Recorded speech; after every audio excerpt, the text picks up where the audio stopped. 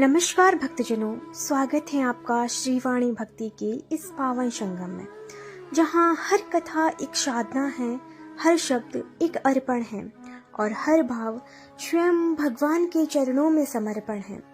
आज हम प्रवेश कर रहे हैं इस पावन कथा में, जिसे सुनना, बोलना और मनन करना तीनों ही पुण्य फलदायी है।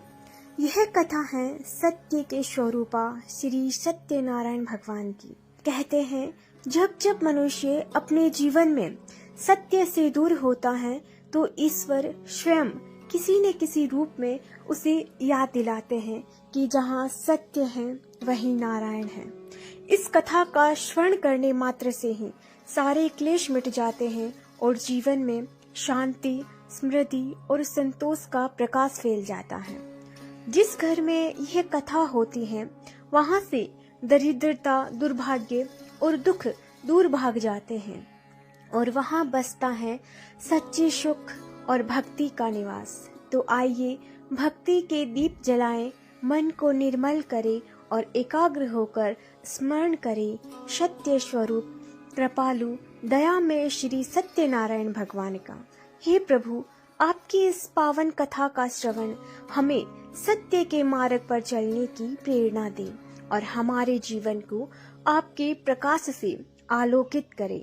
अब पूर्ण श्रद्धा और भक्ति के साथ आरंभ करते हैं श्री सत्यनारायण भगवान की पवित्र कथा। बोलिए श्री सत्यनारायण भगवान की जय। शास्त्रों में बताया गया है कि सत्यनारायण व्रत कथा का पाठ करने से व्यक्ति को 1000 यज्ञ करने के बराबर पुण्य फल की प्राप्ति होती है। सत्यनारायण भगवान व्रत कथा में भगवान विष्णु के सत्य स्वरूप के बारे में बताया गया है। इस व्रत का पाठ करने से घर में सुख समृद्धि का वास होता है और भगवान विष्णु की कृपा बनी रहती है। एक समय की बात है, नैमिषारण्य तीर्थ में सोनकादिक 88,000 ऋषियों ने श्री सूत जी महाराज से पूछा कि हे प्रभु, इस कलयुग में वेद विद्या रहित मनुष्यों को प्रभु भक्ति किस प्रकार मिल सकती है तथा उनका उद्धार कैसे होगा।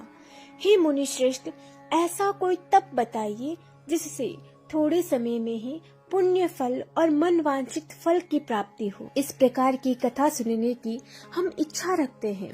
सर्व शास्त्रों के ज्ञाता सूत जी बोले, हे वैष्णवों, आप सभी ने प्राणियों की हित की बात पूछी है, इसलिए मैं एक ऐसे श्रेष्ठ व्रत को आप लोगों को बताऊंगा जिसे नारद जी ने लक्ष्मी नारायण जी से पूछा था और लक्ष्मीपति ने मुनि श्रेष्ठ नारद जी से कहा था। आप सब इसे ध्यान से सुनिए। एक समय की बात है, योगीराज नारद जी दूसरों के हित की इच्छा लिए अनेकों लोकों में घूमते हुए मृत्युलोक में आ पहुँचे। यहाँ उन्होंने अनेक योनियों में जन्मे प्राय सभी मनुष्यों को अपने कर्मों द्वारा अनेकों दुखों से पीड़ित देखा। उनका दुख देख नारद जी सोचने लगे, कैसा यत्न किया जाए जिसके करने से निश्चित रूप से मानव के दुखों का अंत हो जाए। इसी विचार पर मनन करते हुए वे विष्णु लोक में गए। वहाँ वे देवों के ईश नारायण की स्तुति करने लगे, जिनके हाथों में शंख, चक्र, गदा और पद्म थे, गले में वरमाला पहने हुए थे। स्तुति करते हुए नारद जी बोले, हे भगवान, आप अत्यंत शक्ति से संपन्न हैं। मन तथा वाणी भी आपको नहीं पा सकती हैं। आपका आदि, मध्य तथा अंत नहीं है। निर्गुण स्वरूप सृष्टि के कारण भक्तों के दुख को दूर करने वाले हैं। आपको मेरा नमस्कार है। नारद जी की स्तुति सुन विष्णु भगवान बोले, हे मुनि श्रेष्ठ, आपके मन में क्या बात है? आप किस काम के लिए यहाँ पधारे हो, उसे निसंकोच कहो। पर नारद मुनि बोले कि मृत्यु लोक में अनेक योनियों में जन्मे मनुष्य अपने कर्मों के द्वारा अनेकों दुख से दुखी हो रहे हैं। हे नाथ, आप मुझ पर दया रखते हैं तो बताइए कि वो मनुष्य थोड़े प्रयास से ही अपने दुखों से कैसे छुटकारा पा सकते हैं। श्री हरि बोले कि हे नारद, मनुष्यों की भलाई के लिए तुमने बहुत अच्छी बात पूछी है। जिसके करने से मनुष्य मोह से छूट जाता है, वह बात मैं कहता हूँ, उसे सुनो। स्वर्ग लोक व मृत्यु लोक दोनों में एक दुर्लभ उत्तम व्रत है जो पुण्य देने वाला है। आज प्रेमवश होकर मैं उसे तुमसे कहता हूँ। श्री सत्यनारायण भगवान का यह व्रत अच्छी तरह विधान पूर्वक करके मनुष्य तुरंत ही यहाँ सुख भोग कर मरने पर मोक्ष को पाता है। श्री हरि के वचन सुन नारद जी बोले कि उस व्रत का फल क्या है और उसका विधान क्या है। यह व्रत किसने किया था, इस व्रत को किस दिन करना चाहिए, सभी कुछ विस्तार से बताइए। नारद जी की बात सुनकर श्री हरि बोले कि दुख व शोक को दूर करने वाला यह सभी स्थानों पर विजय दिलाने वाला है। मानव को भक्ति व श्रद्धा के साथ शाम को श्री सत्यनारायण की पूजा धर्म परायण होकर ब्राह्मणों व बंधुओं के साथ करनी चाहिए। भक्ति भाव से ही नैवेद्य केले का फल, घी, दूध और गेहूं का आटा सवाया ले। गेहूं के स्थान पर साठी का आटा, शक्कर तथा गुड़ लेकर वे सभी भक्षण योग्य पदार्थों को मिलाकर भगवान को भोग लगाएं। ब्राह्मणों सहित बंधु बांधवों को भी भोजन कराएं। उसके बाद स्वयं भोजन करें। भजन कीर्तन के साथ भगवान की भक्ति में लीन हो जाएं। इस तरह से सत्यनारायण भगवान का यह व्रत करने पर मनुष्य की सारी इच्छाएं निश्चित रूप से पूरी होती हैं। इस कली काल अर्थात कलयुग में मृत्यु लोक में मोक्ष का यही एक सरल उपाय है। सत्यनारायण भगवान व्रत कथा का दूसरा अध्याय। सूत जी बोले, हे ऋषियों, जिसने पहले समय में इस व्रत को किया था उसका इतिहास कहता हूँ, ध्यान से सुनो। सुंदर काशीपुरी नगरी में एक अत्यंत निर्धन ब्राह्मण रहता था। भूख प्यास से परेशान वह धरती पर घूमता रहता था। ब्राह्मणों से प्रेम करने वाले भगवान ने एक दिन ब्राह्मण का वेश धारण कर उसके पास जाकर पूछा कि हे विप्र, नित्य दुखी होकर तुम पृथ्वी पर क्यों घूमते हो? दीन ब्राह्मण बोला, मैं निर्धन ब्राह्मण हूँ, भिक्षा के लिए धरती पर घूमता हूँ। हे भगवान, यदि आप इसका कोई उपाय जानते हो तो बताइए। वृद्ध ब्राह्मण कहता है कि सत्यनारायण भगवान मनवांछित फल देने वाले हैं, इसीलिए तुम उनका पूजन करो। इसे करने से मनुष्य सभी दुखों से मुक्त हो जाता है। वृद्ध ब्राह्मण बनकर आए सत्यनारायण भगवान उस निर्धन ब्राह्मण को व्रत का सारा विधान बतलाकर अंतर्ध्यान हो गए। ब्राह्मण मन ही मन सोचने लगा कि जिस व्रत को वृद्ध ब्राह्मण करने को कहे गया है, मैं उसे जरूर करूंगा। यह निश्चय करने के बाद उसे रात में नींद नहीं आई। वह सवेरे उठकर सत्यनारायण भगवान के व्रत का निश्चय कर भिक्षा के लिए चला गया। उस दिन निर्धन ब्राह्मण को भिक्षा में बहुत सा धन मिला, जिससे उसने बंधु बांधवों के साथ मिलकर श्री सत्यनारायण भगवान का व्रत संपन्न किया। भगवान सत्यनारायण का व्रत संपन्न करने के बाद वह निर्धन ब्राह्मण सभी दुखों से छूट गया और अनेक प्रकार की संपत्तियों से युक्त हो गया। उसी समय से यह ब्राह्मण हर माह इस व्रत को करने लगा। इस तरह से सत्यनारायण भगवान के व्रत को जो मनुष्य करेगा वह सभी प्रकार के पापों से छूटकर मोक्ष को प्राप्त होगा। सूत जी बोले कि इस तरह नारद जी से नारायण जी का कहा हुआ श्री सत्यनारायण व्रत को मैंने तुमसे कहा है। हे विप्रो, मैं अब और क्या कहूँ? ऋषि बोले, हे मुनिवर, संसार में उस विप्र से सुनकर और किस किसने इस व्रत को किया, हम सब इस बात को सुनना चाहते हैं। इसके लिए हमारे मन में श्रद्धा का भाव है। सूत जी बोले, हे मुनियों, जिसने इस व्रत को किया है वह सब सुनो। एक समय वही विप्र धन व ऐश्वर्य के अनुसार अपने बंधु बांधवों के साथ इस व्रत को करने को तैयार हुआ। उसी समय एक लकड़ी बेचने वाला बूढ़ा आदमी आया और लकड़ियां बाहर रखकर अंदर ब्राह्मण के घर में गया। प्यास से दुखी वह लकड़हारा उनको व्रत करते देख विप्र को नमस्कार कर पूछने लगा कि आप यह क्या कर रहे हो? तो उन्होंने बताया कि व्रत कर रहा हूँ तथा इसे करने से क्या फल मिलेगा? कृपया मुझे भी बताइए। ब्राह्मण ने कहा कि सब मनोकामनाओं को पूरा करने वाला यह सत्यनारायण भगवान का व्रत है।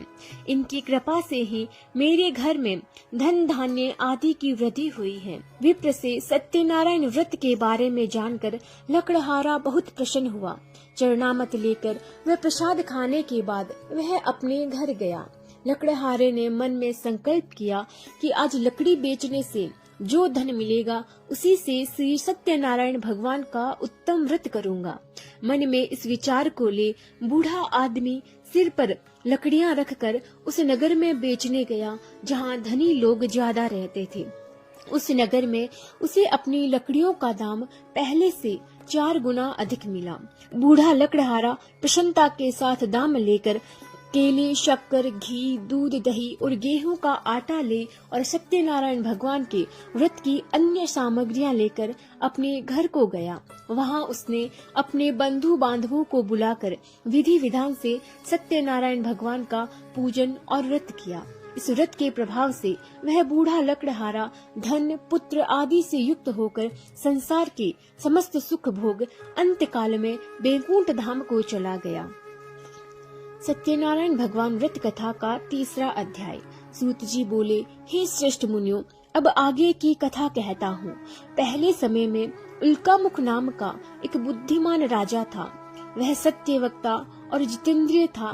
प्रतिदिन देव स्थानों पर जाता और निर्धनों को धन देकर उनके कष्ट दूर करता था।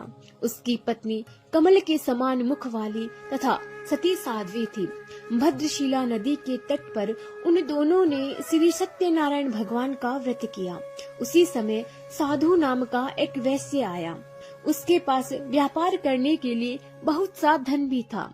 राजा को व्रत करता देखकर वह विनय के साथ पूछने लगा कि हे राजन, भक्ति भाव से पूर्ण होकर आप ये क्या कर रहे हैं? मैं सुनने की इच्छा रखता हूँ, तो आप मुझे बताएं। राजा बोला, हे साधु, अपने बंधु बांधवों के साथ पुत्रादि की प्राप्ति के लिए एक महाशक्तिमान श्री सत्यनारायण भगवान का व्रत व पूजन कर रहा हूँ। राजा के वचन सुन साधु आदर से बोला कि हे राजन, मुझे इस व्रत का सारा विधान कहिए। आपकी कथा अनुसार मैं भी इस व्रत को करूँगा। मेरी भी संतान नहीं है और इस व्रत को करने से निश्चित रूप से मुझे संतान की प्राप्ति होगी। राजा से व्रत का सारा विधान सुन व्यापार से निवृत्त हो वह अपने घर को गया। साधु वैश्य ने अपनी पत्नी को संतान देने वाले इस व्रत का वर्णन कह सुनाया और कहा कि जब मेरी संतान होगी तब मैं इस व्रत को करूँगा। साधु ने इस तरह के वचन अपनी पत्नी लीलावती से कहे। एक दिन लीलावती पति के साथ आनंदित हो सांसारिक धर्म में प्रवृत्त होकर सत्यनारायण भगवान की कृपा से गर्भवती हो गई। 10वें महीने में उसके गर्भ से एक सुंदर कन्या ने जन्म लिया। दिनों दिन वह ऐसे बढ़ने लगी जैसे कि शुक्ल पक्ष का चंद्रमा बढ़ता है। माता पिता ने अपनी कन्या का नाम कलावती रख। एक दिन लीलावती ने मीठे शब्दों में अपने पति को याद दिलाया कि आपने श्री सत्यनारायण भगवान के जिस व्रत को करने का संकल्प किया था उसे करने का समय आ गया है। आप इस व्रत को करिए। साधु बोला कि हे प्रिय, इस व्रत को मैं उसके विवाह पर करूँगा। इस प्रकार अपनी पत्नी को आश्वासन देकर वह नगर को चला गया। कलावती पिता के घर में वृद्धि को प्राप्त हो गई। साधु ने एक नगर में अपनी कन्या को सखी के साथ देखा तो तुरंत ही दूत को बुलाया और कहा, मेरी कन्या के योग्य वर देखकर आओ। साधु की बात सुनकर दूत कंचन नगर में पहुंचा और वहां देखभाल कर लड़की के सुयोग्य वणिक पुत्र को ले आया। सुयोग्य लड़के को देख साधु ने बंधु बांधवों को बुलाकर अपनी पुत्री का विवाह कर दिया। लेकिन दुर्भाग्य की बात यह है कि साधु ने अभी भी श्री सत्यनारायण भगवान का व्रत नहीं किया। इस पर श्री सत्यनारायण भगवान क्रोधित हो गए और श्राप दिया कि साधु को अत्यधिक दुख मिले। अपने कार्य में कुशल साधु बनिया जमाई को लेकर समुद्र के पास स्थित रत्नसारपुर नगर में गया। वहां जाकर दामाद ससुर दोनों मिलकर चंद्रकेतु राजा के नगर में व्यापार करने लगे। एक दिन भगवान सत्यनारायण की माया से एक चोर राजा का धन चुरा कर भाग रहा था। उसने राजा के सिपाहियों को अपना पीछा करता देख चुराया हुआ धन वहां रख दिया जहां साधु अपने जमाई के साथ ठहरा हुआ था। राजा के सिपाहियों ने साधु वैश्य के पास राजा का धन पड़ा देखा तो वे ससुर जमाई दोनों को बांधकर प्रसन्नता से राजा के पास ले गए और कहा कि उन दोनों चोरों ने हम पकड़ लाए हैं, आप आगे की कार्यवाही की आज्ञा दें। राजा की आज्ञा से उन दोनों को कठिन कारावास में डाल दिया गया और उनका सारा धन भी उनसे छीन लिया गया। माई के साथ ठहरा हुआ था। राजा के सिपाहियों ने साधु वैश्य के पास राजा का धन पड़ा देखा तो वे ससुर जमाई दोनों को बांधकर प्रसन्नता से राजा के पास ले गए और कहा कि उन दोनों चोरों ने हम पकड़ लाए हैं, आप आगे की कार्यवाही की आज्ञा दें। राजा की आज्ञा से उन दोनों को कठिन कारावास में डाल दिया गया और उनका सारा धन भी उनसे छीन लिया गया। श्री सत्यनारायण भगवान के श्राप से साधु की पत्नी भी बहुत दुखी हुई। घर में जो धन रखा था उसे चोर चुरा कर ले गए। शारीरिक तथा मानसिक पीड़ा व भूख प्यास से अति दुखी हो अन्न की चिंता में कलावती ब्राह्मण के घर गई। वहां उसने श्री सत्यनारायण भगवान का व्रत होते देखा। फिर कथा भी सुनी। वह प्रसाद ग्रहण कर वह रात को घर वापस आई। माता ने केलावती से पूछा कि हे पुत्री, अब तक तुम कहाँ थी, तेरे मन में क्या है? केलावती ने अपनी माता से कहा कि हे माता, मैंने एक ब्राह्मण के घर में श्री सत्यनारायण भगवान का व्रत देखा है।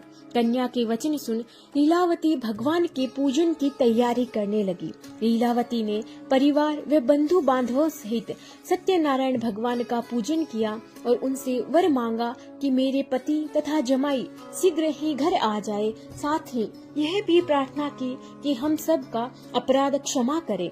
श्री सत्यनारायण भगवान इस व्रत से संतुष्ट हो गए और राजा चंद्रकेतु को स्वप्न में दर्शन दे कहा कि हे राजन, तुम उन दोनों वैश्यों को छोड़ दो। तुमने उनका जो धन लिया है उसे भी वापस कर दो। अगर ऐसा नहीं किया तो मैं तुम्हारा धन, राज्य व संतान सभी को नष्ट कर दूंगा। राजा को यह सब कहकर वह अंतर्ध्यान हो गए। प्रातःकाल सभा में राजा ने अपना सपना सुनाया। फिर बोले कि वणिक पुत्रों को कैद से मुक्त कर सभा में लाओ। दोनों ने आते ही राजा को प्रणाम किया। राजा मीठी वाणी में बोला कि हे महानुभावों, भाग्यवश ऐसा कठिन दुख तुम्हें प्राप्त हुआ है, लेकिन अब तुम्हें कोई भय नहीं है। ऐसा कहकर राजा ने उन दोनों को नए वस्त्राभूषण भी पहनाए और जितना धन उनका लिया था उससे दुगुना धन वापस कर दिया। दोनों वैश्य अपने घर को चले गए। सत्यनारायण भगवान व्रत कथा का चौथा अध्याय। सूत जी बोले, वैश्य ने मंगलाचार कर अपनी यात्रा आरंभ की और अपने नगर की ओर चल दिए। उनकी थोड़ी दूर जाने पर एक दंडी वेशधारी श्री सत्यनारायण ने उनसे पूछा, हे साधु, तेरी नाव में क्या है? अभिवाणी वणिक हंसता हुआ बोला कि हे दंडी, आप क्यों पूछते हो? क्या धन लेने की इच्छा है? मेरी नाव में तो बेल व पत्ते भरे हुए हैं। वैश्य के कठोर वचन सुन भगवान बोले कि तुम्हारा वचन सत्य हो। दंडी ऐसे वचन कर वहां से दूर चले गए। कुछ दूर जाकर समुद्र के किनारे बैठ गए। दंडी के जाने के बाद साधु वैश्य ने नित्य क्रिया के पश्चात नाव को ऊंची उठते देखकर अचंभा किया और नाव में बेल पत्ते आदि देख वह मूर्छित हो जमीन पर गिर पड़ा। मूर्छा खुलने पर वह अत्यंत शोक में डूब गया।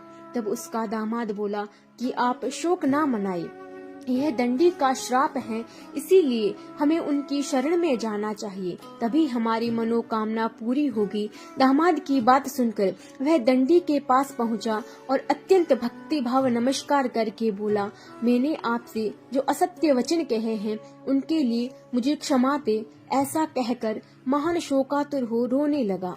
तब दंडी भगवान बोले कि हे वणिक पुत्र, मेरी आज्ञा से बार बार तुम्हें दुख प्राप्त हुआ है, तू मेरी पूजा से विमुख हुआ है। साधु बोला कि हे भगवान, आपकी माया से ब्रह्मा आदि देवता भी आपके रूप को नहीं जानते, तब मैं अज्ञानी कैसे जान सकता हूँ। आप प्रसन्न होइए, अब मैं सामर्थ्य के अनुसार आपकी पूजा करूँगा। मेरी रक्षा करो और पहले के समान नौका में धन भर दो। साधु वैश्य के भक्ति पूर्वक वचन सुनकर भगवान प्रसन्न हो गए और उनकी इच्छा अनुसार वरदान देकर अंतर्ध्यान हो गए।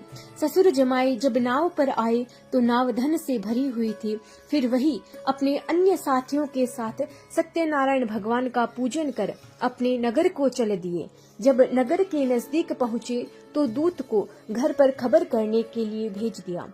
दूत साधु की पत्नी को प्रणाम कर कहता है कि मालिक अपने दामाद सहित नगर के निकट आ गए हैं। दूत की बात सुन साधु की पत्नी लीलावती ने बड़े हर्ष के साथ सत्यनारायण भगवान का पूजन कर अपनी पुत्री कलावती से कहा कि मैं अपने पति के दर्शन को जाती हूँ, तू कार्य पूर्ण कर शीघ्र आ जा। माता के ऐसे वचन सुन कलावती जल्दी में प्रसाद छोड़ अपने पति के पास चली गई। प्रसाद की अवज्ञा के कारण श्री सत्यनारायण भगवान रुष्ट हो गए और नाव सहित उसके पति को पानी में डुबो दिया। कलावती अपने पति को वहां ना पाकर रोती हुई जमीन पर गिर गई। नौका को डूबा हुआ देख व कन्या को रोता हुआ देख साधु दुखी होकर बोला कि हे प्रभु, मुझसे तथा मेरे परिवार से जो भूल हुई है उसे क्षमा करे। साधु के दीन वचन सुनकर श्री सत्यनारायण भगवान प्रसन्न हो गए और आकाशवाणी हुई, हे साधु, तेरी कन्या मेरा प्रसाद छोड़कर आई है, इसीलिए उसका पति अदृश्य हो गया है। यदि वह घर जाकर प्रसाद खाकर लौटती है तो इसे इसका पति अवश्य मिलेगा। ऐसी आकाशवाणी सुन कलावती घर पहुंचकर प्रसाद खाती हैं और फिर आकर अपने पति के दर्शन करती हैं। उसके बाद साधु अपने बंधु बांधवों सहित श्री सत्यनारायण भगवान का विधि विधान से पूजन करता है। इस लोक का सुख भोग वह अंत में स्वर्ग जाता है। सत्यनारायण भगवान व्रत कथा का 5वां अध्याय। सूत जी बोले, हे ऋषियों, मैं और भी एक कथा सुनाता हूँ, उसे भी ध्यान पूर्वक सुनो। प्रजा पालन में लीन तुंगध्वज नाम का एक राजा था। उसने भी भगवान का प्रसाद त्याग कर बहुत ही दुख को प्राप्त किया। एक बार वन में जाकर वन्य पशुओं को मारकर बड़ के पेड़ के नीचे आया। वहाँ उसने ग्वालों को भक्ति भाव से अपने बंधुओं सहित सत्यनारायण भगवान का पूजन करते देखा। अभिमानवश राजा ने उन्हें देखकर भी पूजा स्थान पर नहीं गया और न ही उसने भगवान को नमस्कार किया। ग्वालों ने राजा को प्रसाद दिया, लेकिन उसने वह प्रसाद नहीं खाया और प्रसाद को वहीं छोड़कर वह अपने नगर को चला गया। जब वह नगर में पहुंचा तो वहां सब कुछ तहस नहस हुआ पाया तो वह शीघ्र ही समझ गया कि यह सब भगवान ने ही किया है। वह दोबारा ग्वालों के पास पहुंचा और विधि पूर्वक पूजा कर प्रसाद खाया तो श्री सत्यनारायण भगवान की कृपा से सब कुछ पहले जैसा हो गया। दीर्घ काल तक सुख भोगने के बाद मरणोपरांत उसे स्वर्गलोक की प्राप्ति हुई। जो मनुष्य परम दुर्लभ इस व्रत को करेगा तो भगवान सत्यनारायण की अनुकंपा से उसे धन धान्य की प्राप्ति होगी। निर्धन धनी हो जाता है और भय मुक्त हो जीवन जीता है। संतानहीन मनुष्य को संतान सुख मिलता है और सारे मनोरथ पूर्ण होने पर मानव अंतकाल में बैकुंठ धाम को जाता है। सूत जी बोले, जिन्होंने पहले इस व्रत को किया है, अब उनके दूसरे जन्म की कथा कहता हूँ। वृद्ध शतानंद ब्राह्मण ने सुदामा का जन्म लेकर मोक्ष की प्राप्ति की। लकड़हारे ने अगले जन्म में निषाद बनकर मोक्ष प्राप्त किया। उल्कामुख नाम का राजा दशरथ होकर बैकुंठ धाम को गया। साधु नाम के वैश्य ने मोर ध्वज बनकर अपने पुत्र को आरे से चीरकर मोक्ष पाया। महाराज तुंगध्वज ने स्वयंभू मनु होकर भगवान में भक्ति युक्त को कर्म कर मोक्ष को पाया। इति श्री सत्यनारायण भगवान का 5वां अध्याय संपूर्ण होता है। बोलिए श्री सत्यनारायण भगवान की जय। अब हम सत्यनारायण भगवान की आरती करते हैं। जय लक्ष्मी रमणा ओ स्वामी, जय लक्ष्मी रमणा। सत्यनारायण स्वामी, सत्यनारायण स्वामी, जन पातके हरणा। ओम जय लक्ष्मी रमणा। रतन जड़ित सिंहासन अद्भुत छवि राजे। ओ स्वामी अद्भुत छवि राजे। नारद करत निरंतर, नारद करत निरंतर घंटा ध्वनि भाजे। ओम जय लक्ष्मी रमणा। प्रकट भये कलि कारण, द्विज को दरस दियो। स्वामी द्विज को दरस दियो। बूढ़ो ब्राह्मण बनकर, बूढ़ो ब्राह्मण बनकर कंचन महल कियो। ओम जय लक्ष्मी रमणा। दुर्बल भील कठारो, जिन पर कृपा करियो। स्वामी जिन पर कृपा करी। चंद्रचूड़ इक राजा, चंद्रचूड़ इक राजा जिनकी विपत्ति हरी। ओम जय लक्ष्मी रमणा। वैश्य मनोरथ पायो, श्रद्धा तज दीनी। ओ स्वामी श्रद्धा तज दीनी। सो फल भोग्यो प्रभु जी, सो फल भोग्यो प्रभु जी फिर स्तुति कीनी। ओम जय लक्ष्मी रमणा। भाव भक्ति के कारण छिन छिन रूप धर्यो। स्वामी छिन छिन रूप धर्यो। श्रद्धा धारण कीनी, श्रद्धा धारण कीनी जिनको काज सर्यो। ओम जय लक्ष्मी रमण। ग्वाल बाल संग राजा वन में भक्त करियो। स्वामी वन में भक्त करी। मन वांछित फल दीनो, मन इच्छा फल दीनो दीन दयालु हरि। ओम जय लक्ष्मी रमणा। चढ़ते प्रसाद सवायो, कदली फल मेवा। ओ स्वामी कदली फल मेवा। धूप दीप तुलसी से, धूप दीप तुलसी से राजी सत्य देवा। ओम जय लक्ष्मी रमणा। लक्ष्मी रमणा जी की आरती जो कोई नर गावे। ओ जो कोई नर गावे। रिद्धि सिद्धि सुख संपत्ति, रिद्धि सिद्धि सुख संपत्ति जी भर के पावे। ओम जय लक्ष्मी रमणा। जय लक्ष्मी रमणा। ओ स्वामी जय लक्ष्मी रमणा। सत्यनारायण स्वामी, सत्यनारायण स्वामी जन पातक हरणा। ओम जय लक्ष्मी रमणा। बोलिए लक्ष्मी नारायण स्वामी सत्यनारायण भगवान की जय हो।